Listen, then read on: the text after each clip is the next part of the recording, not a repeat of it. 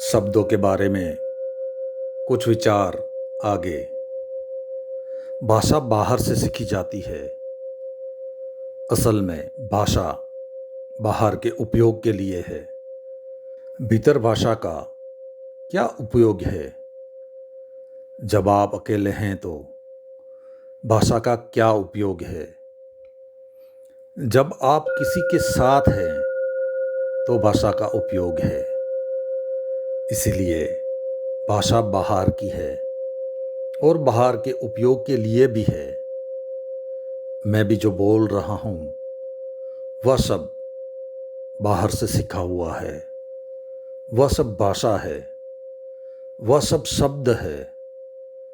लेकिन जब मैं अकेला हूँ, अगर उस वक्त भी वह भाषा मेरे भीतर चलती रहे तो मैं पागल हूँ। क्योंकि अकेले में भाषा का क्या उपयोग है? लेकिन आप जब अकेले बैठते होंगे तब भी भाषा चल रही है। तब आप किससे बातें कर रहे हैं? तब तो वहाँ कोई नहीं है, केवल आप अकेले हैं। तो यह मस्तिष्क रुग्ण है जो एकांत में भी बोले चला जा रहा है। हाँ, जब किसी से बोलना है तो भाषा का उपयोग जरूर है।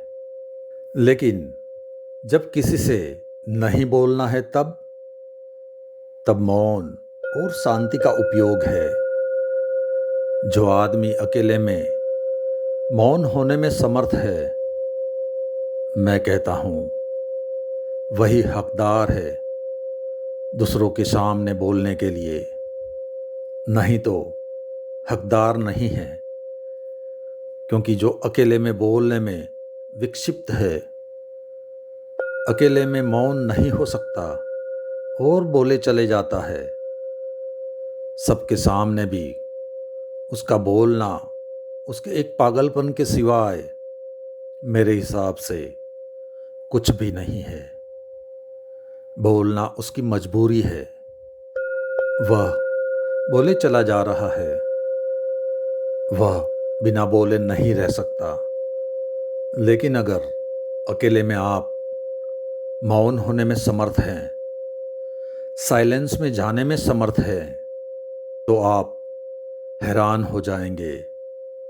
उस साइलेंस में, उस मौन में आपको ऐसे बहुत कुछ सत्यों का आविर्भाव होगा जो बाहर शब्दों से कभी भी नहीं मिलेगा। यद्यपि उनको पाकर भी जब आप बोलने जाएंगे तो बाहर के शब्द काम देंगे। क्योंकि भाषा बाहर की है। तो भाषा अभिव्यक्ति बन सकती है, लेकिन भाषा ज्ञान का जन्म नहीं है। भाषा से कभी किसी ज्ञान का जन्म नहीं होता। ज्ञान का जन्म तो होता है वहाँ जहाँ भाषा नहीं होती, जहाँ सब मौन होता है। लेकिन उस मौन में जो जाना जाए, उस मौन में जो प्रतीत हो, उस मौन में जिसका एहसास हो, वह जो एक्सपीरियंस हो, उसके लिए भी अभिव्यक्ति भाषा बनती है। और भाषा इसीलिए कमज़ोर अभिव्यक्ति सिद्ध होती है, क्योंकि जिसे शून्य में जाना जाता है उसे शब्द में कहना बहुत बड़ा कठिन हो जाता है। वह वैसा ही है जैसे एक आदमी संगीत सुने और हम उसे कहें कि एक चित्र बनाओ। तुमने जो सुना है उसे चित्र पर बना दो, तो कितना कठिन मामला हो जाएगा।